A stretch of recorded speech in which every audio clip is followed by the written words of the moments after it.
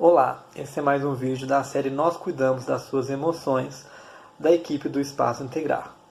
Eu sou Luiz, psicólogo na equipe e atuo na psicoterapia cognitivo-comportamental e na avaliação neuropsicológica de adultos e idosos. Hoje nós vamos falar sobre raiva. Afinal, o que é raiva? A raiva pode ser definida como um sentimento intenso frente a situações de agressão, ofensa, frustração e de estresse emocional. Ela também pode vir acompanhada de comportamentos agressivos em direção àquilo que nós consideramos ser o foco de ativação da nossa raiva, ou seja, aquilo que ajudou a emoção raiva ser ativada com aquela intensidade que nos incomodou.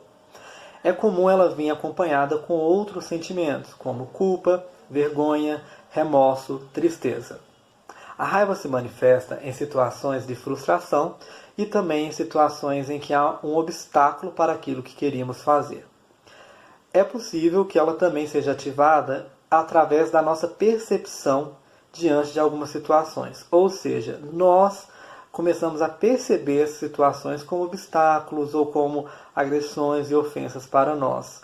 Mesmo que não seja assim tão fidedigno esse pensamento. Então é importante, às vezes, até fazermos um teste de evidências para ver se realmente é uma situação em que a raiva ela é funcional, ela é adequada àquele momento.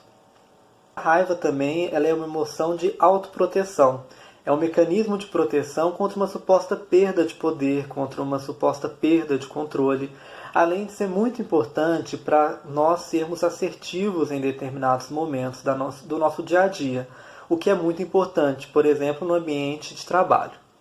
Contudo, quando nós temos a expressão de raiva de forma disfuncional, nós podemos perder relações, perder empregos, divorciarmos de quem nós gostamos, além de perder amizades e também a ocorrência de violência intrafamiliar em alguns extremos, assim, o que é muito danoso tanto para a gente quanto para o nosso dia a dia, para a nossa vida. Nem sempre a raiva vai aparecer como principal demanda quando você procura um terapeuta ou outro profissional de saúde. É comum vir mais acompanhado de queixas relacionadas aos relacionamentos, aos relacionamentos tanto de amizade quanto afetivo amoroso, ou também relações de trabalho.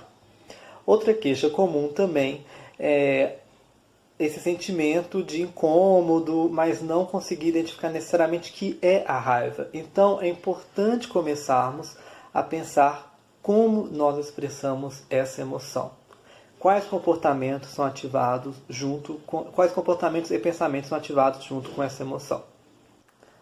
Para facilitar, talvez seja interessante notar que a raiva ela é expressa geralmente em ambientes que nós nos sentimos confortáveis, são ambientes que nós nos sentimos seguros. Então, às vezes não conseguimos expressar a raiva com pessoas que nunca vimos na nossa vida, mas conseguimos expressar em ambientes familiares, em ambientes de trabalho, e talvez nesses ambientes causem muitos impactos negativos, como foi citado.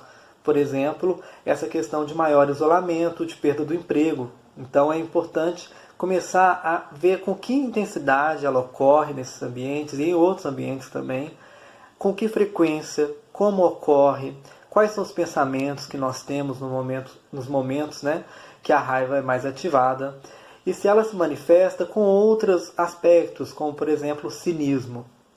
Além dos impactos relacionais citados, há também aqueles impactos como o fator de risco que a raiva pode trazer. Por exemplo, doenças cardiovasculares, depressão, ansiedade, além de ter dificuldade em adaptação em alguns ambientes. E assim, como lidar quando a raiva não é tão funcional? Como foi falado, começar a perceber esses pensamentos e compreendê-los, como ocorrem. O que desencadeia esse sentimento e esse pensamento relacionado à raiva?